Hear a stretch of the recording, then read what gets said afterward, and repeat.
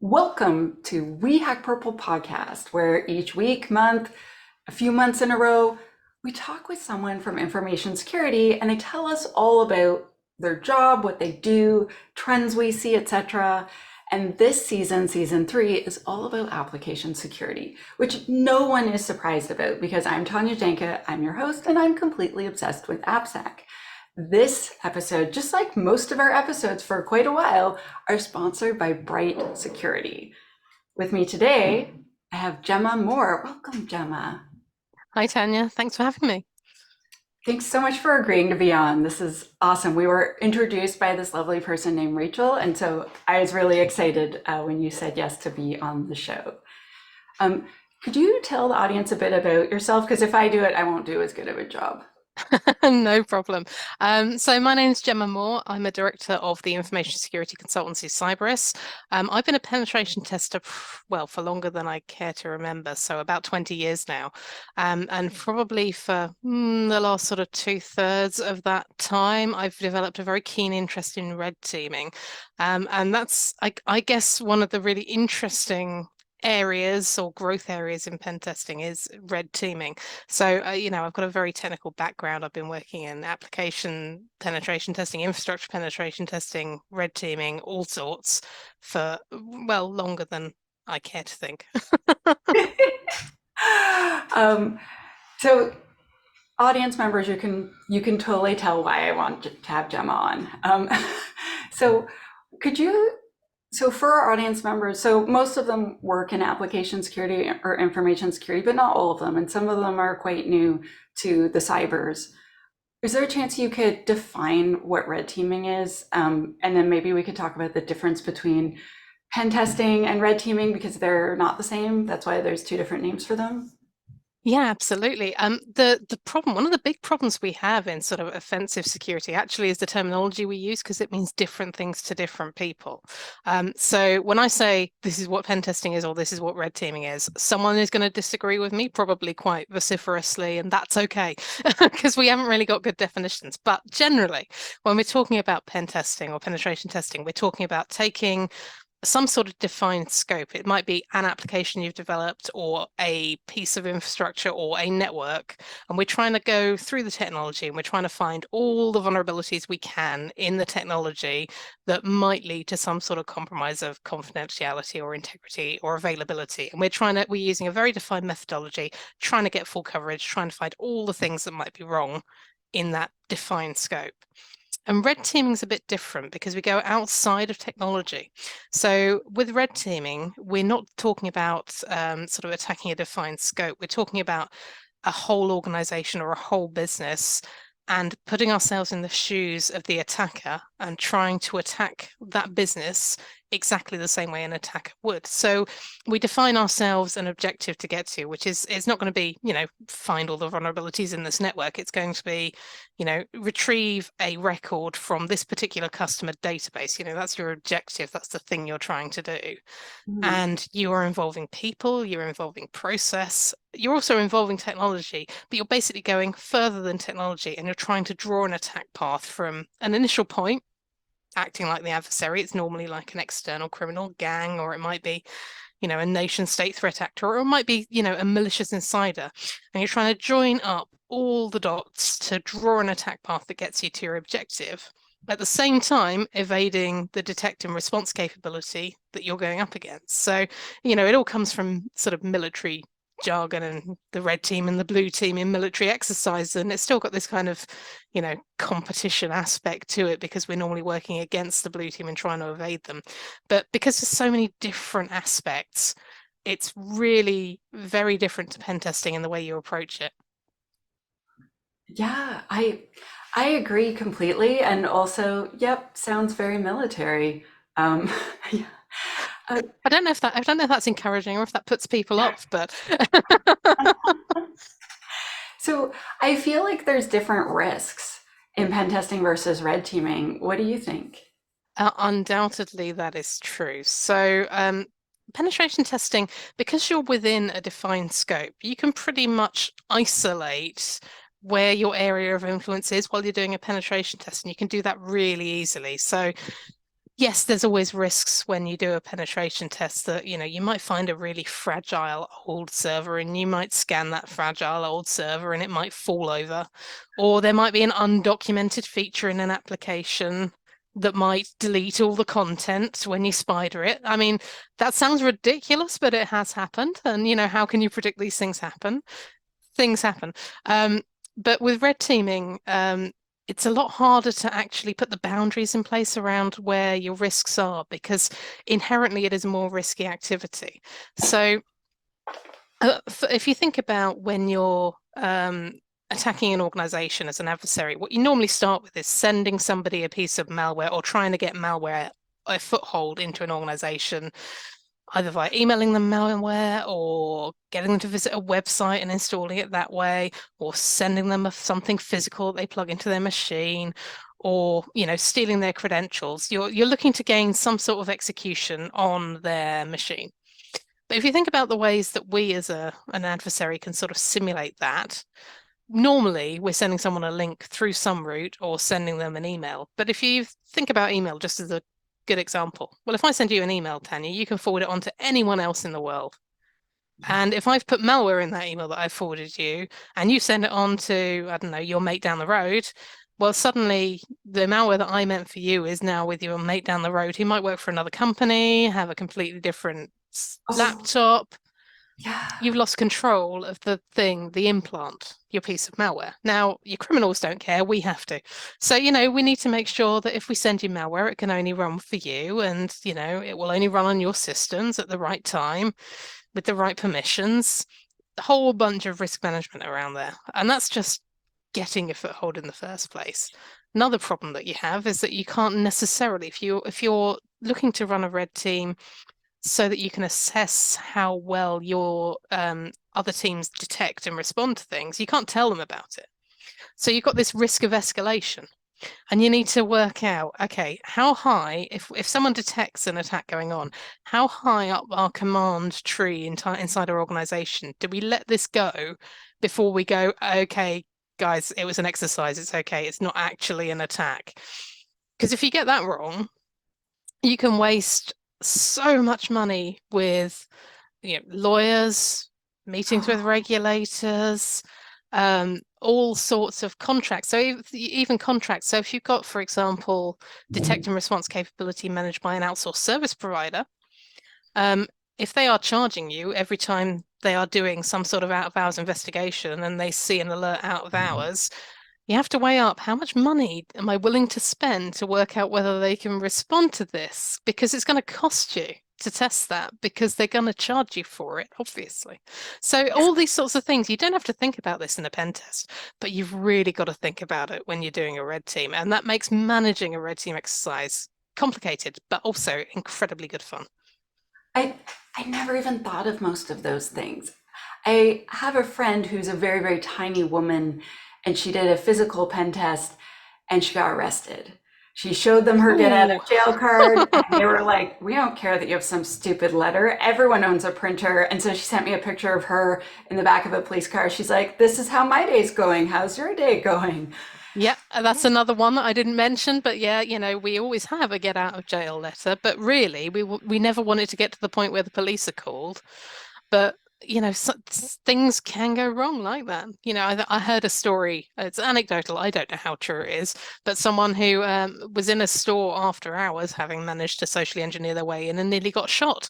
I mean, this was in America, Oh, but things can go wrong. You got to be careful. I can't imagine something going more wrong than that. Getting shot, pretty terrifying. I enjoy I mean, my application. everyone was fine, but there's consequences to these things. Yeah. So when someone hires you to do a red teaming exercise, like what problem are they trying to solve? Like why a red team exercise? So many different reasons, Tanya, and that's also why it's so much fun. And I'll get a bit excited because I really like what I do, but there's so many different things that you can do with red teaming. And one of the things, if you want to buy a red team, if you want to run a red team, it's really important to know actually what is the problem you're trying to solve, or what is the question you want answering. And if you think about what you want answering, that's when you get good value. So sometimes I've noticed in recent years, you might get a customer who wants to run a red team exercise because everyone else in their industry is doing it, but they haven't really thought about what questions they want answered. And if you go into it thinking, I've got to do this thing, but you don't know why, you're not going to get out of it what you want to get out of it.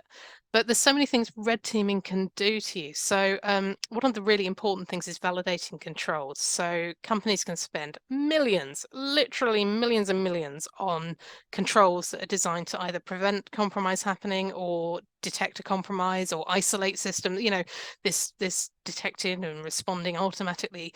But they actually have very few ways of validating whether the money they spent on the controls is actually protecting them like they think it is.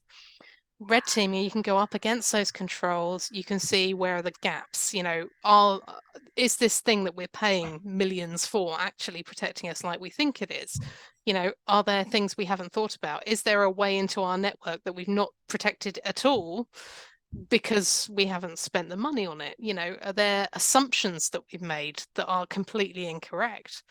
And it can be really helpful for your detection and response team. So one of the things we come up against over and over again is that the most effective way, I think this is opinion now, entirely opinion. Most effective way to train responders, I think, is to educate them in the attacker mindset.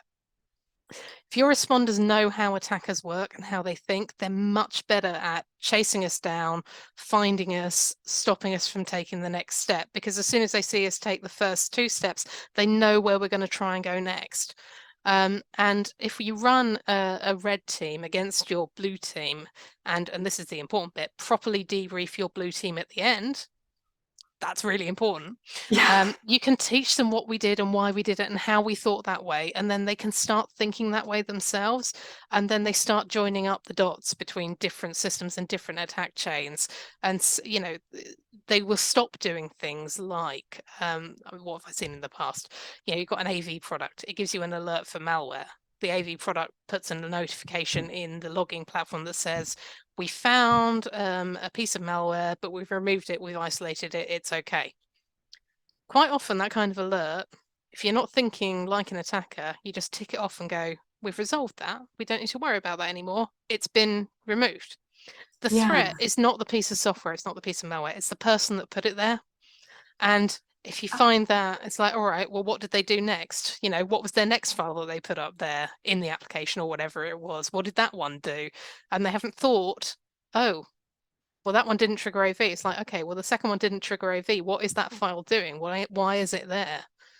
yeah. It's that the threat's not the technology, the threat is the individual. And it's that bringing it out from these individual alerts on your tech to what is this person doing and why. So there's so many different things that you can do with red team. Investment as well. Sorry, Tanya, you're going to have to tell me to shut up because I No, will it's just keep awesome. going. I never Investment. thought about that. I've had people try to spearfish me before, and we catch this. We're like, oh, this is a spearfish, so we delete it and inform the staff not to answer. But it never occurred to me. So there's someone that sent you a spearfish and spent all that time making a custom thing for your Yeah, company. Maybe you should figure out who sent it. That like it yeah. seems so obvious when you explain. Just because you got rid of that one instance doesn't mean you've addressed the threat, because the threat is that human being Yeah. or gang or whatever it is. And another really good thing that you can do with red teaming that other people might not think about is trying to work out where best to spend your money as a business to get the best protection. There's so many competing products out there, so many competing controls you can invest in. And as security professionals, we want to stay there and go, buy the lot, get everything, Yeah. but that's not necessarily realistic when you've got a finite budget. But if you Yeah. do red teaming right, you can work out basically where is your squishy underbelly? What is the bit we really need to protect the most? What do we need to put in place that's most important right now to get us the most security benefit? Understanding, of course, there's always going to be a way to do things, but what's the low-hanging fruit we've got to protect? And red teaming can help you answer all sorts of questions like that. It's really great fun. So, so a thing that I've heard people say a lot is like they'll blame the user and they'll do phishing exercises and trick their employees. And I have a lot of feels about this, and you and I were talking about it a bit before. Like, why do we blame the user so Oh, it's much? so lazy, Tanya. Can't blame the users. Blaming users is just a really lazy way to go about things. Like if your whole security structure falls down because one person does something they shouldn't do, you have failed as a cybersecurity professional. You just have. Like we can't rely on users, and blaming them is terrible. I think the most dangerous thing any business can have is a blame culture for this stuff. Mm, Um, there's two realities, or there's two certainties that we need to understand. mm, One is if you punish people for saying when they've done something wrong, people won't say when they've done something wrong. That's yeah. obvious. Yeah. And two, if someone is determined enough, a criminal is determined enough, they will be able to convince a user to do a thing they shouldn't do. We're all human. Like if a Yeah. phishing attack is good enough, I will fall for it, you will fall for it. If someone is determined, they will do it. And I don't think it's reasonable to expect users to be able to distinguish between an attack by a determined adversary and real interactions with other human beings. It's just not reasonable. You can train users to detect the most obvious phishing scams and consent phishing, and you can train them to read the email address and ask questions about whether they're being pressured, and you can do all that, and it's great stuff to do. But an adversary probably only needs to convince one person to do one thing to get their foothold, and then your whole house of cards comes tumbling down. Yeah. And the most successful cultures really encourage reporting. They don't blame people for falling victim to social engineering. They're not going to name and shame people for being human.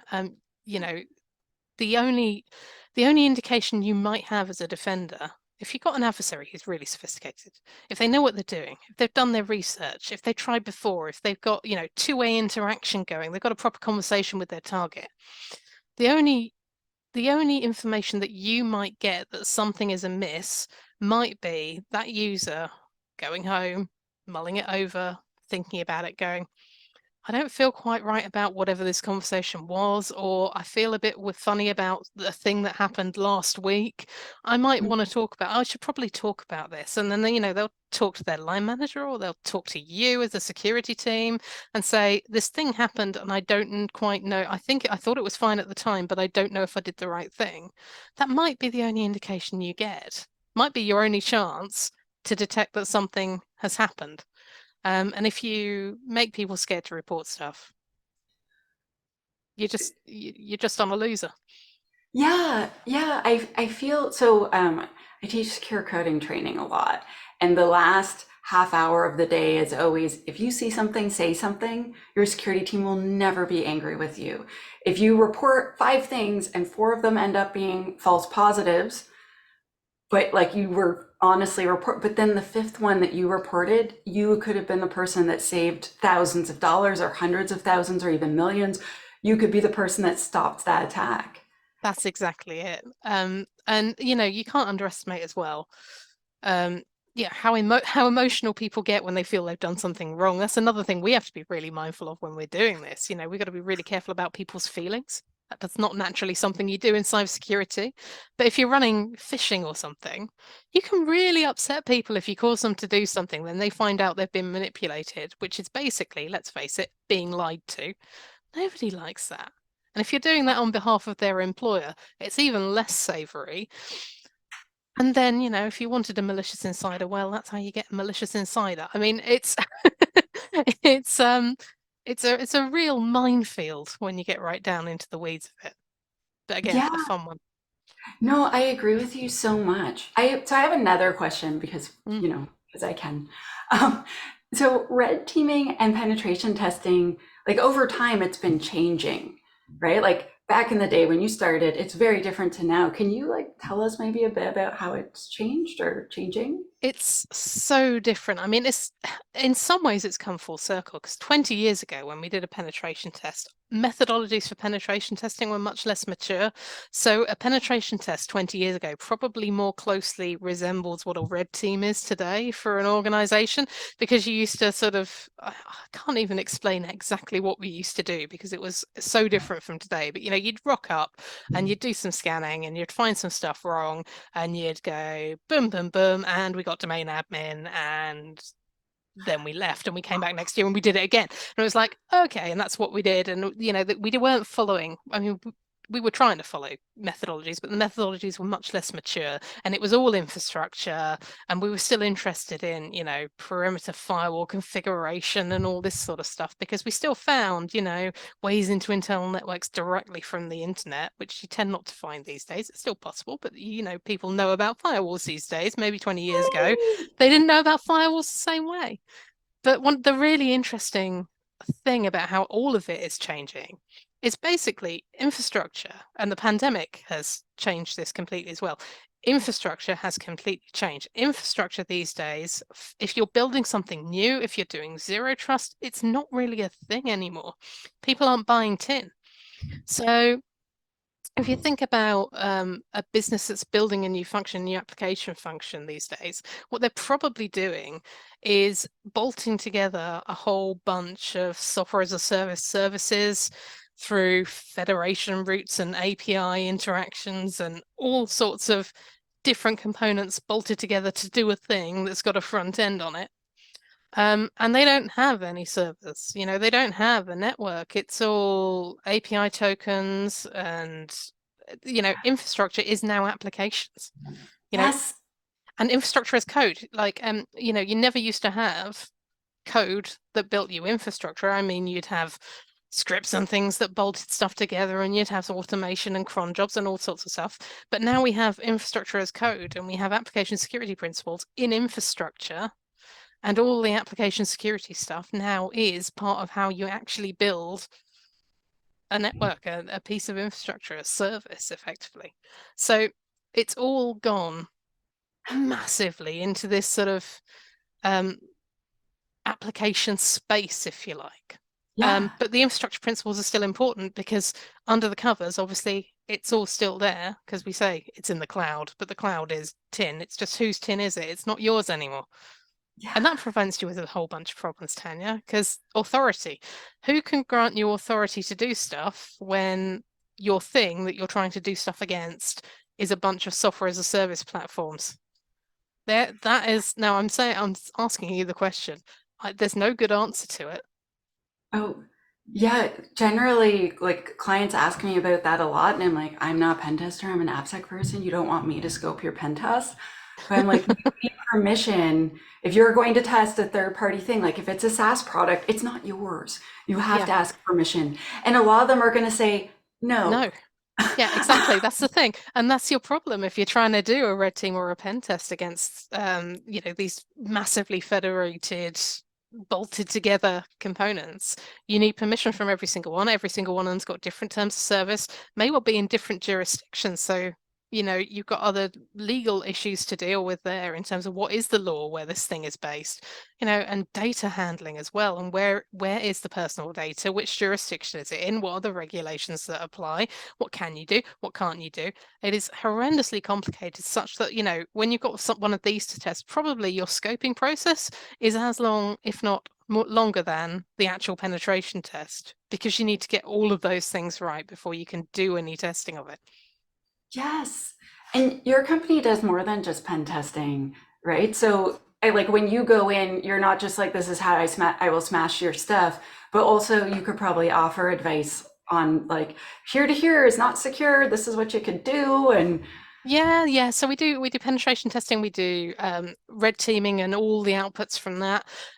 We do sort of vulnerability assessment as well. So we're down the other end where you've got sort of automated continuous vulnerability assessment and things like that. And we also help with sort of instant response and stuff like that. So, we really help solve our customers' problems. We're vendor independent, so we don't recommend particular products and things like that. We work with everything, but the problems are the same and the application of the principles is the same. And really, what we're always trying to do is get our customers to a point where they are more secure with us than they are without us, which I think is what we all try and do in this industry, isn't it? Yes. Oh my gosh, Gemma, yes, that is our main goal. Sometimes I'll talk with companies and they're like, well, we need to have zero risk. And I'm like, so That's not a thing. that's not a Turn, thing. And turn everything off. Go live in a cave. That's your yeah, zero risk. exactly. I'm like, let's talk about what risk is okay for your company. Like, you don't want to spend $1 million protecting something that has a value of $100,000, right? So, Exactly. unless like human lives are involved, but most Yeah. of the time it's not. You've got to know how much risk you can tolerate and how much money you're prepared to reduce it and how much risk you actually want to take, because risk and reward kind of go hand in hand. If you don't have any, if you don't take any risk, you don't grow your business, but it's which risks is it worth taking and which risks is it just not worth taking? There's Oh my always gosh. risk. I could have you on for like 10 hours and not get bored. This is so awesome. Thank you. Gemma, we've run out of time. My little timer's like, yo, wrap it up, Tanya, stop chatting. I'm so bad at this. Oh my gosh, you're incredible. Gemma, how can people learn more about you? Like, do you perhaps have a blog? Yeah, so we have a blog on our website, which is cyberus.com/blog. I write there quite often, normally about red teaming and normally as verbosely as I'm talking to you. So, there's some quite long articles there you can read. They're all good fun. And you can find me on LinkedIn as well. Awesome. Yeah, I'm already sending you a connection request like right now. Thank you so much, Gemma. To everyone listening, thank you to Bright Security for being our sponsor. Thank you so much to Cyberus for letting us have Gemma on our show. That's awesome. And I will see all of you in the next episode, which the subject matter is a secret because it is a surprise, so I'm not telling. But oh my gosh, I'm so excited. Gemma, thank you. This was so great. I learned a lot. Thank you, Tanya. It's been a real pleasure talking to you. I really appreciate it. Awesome.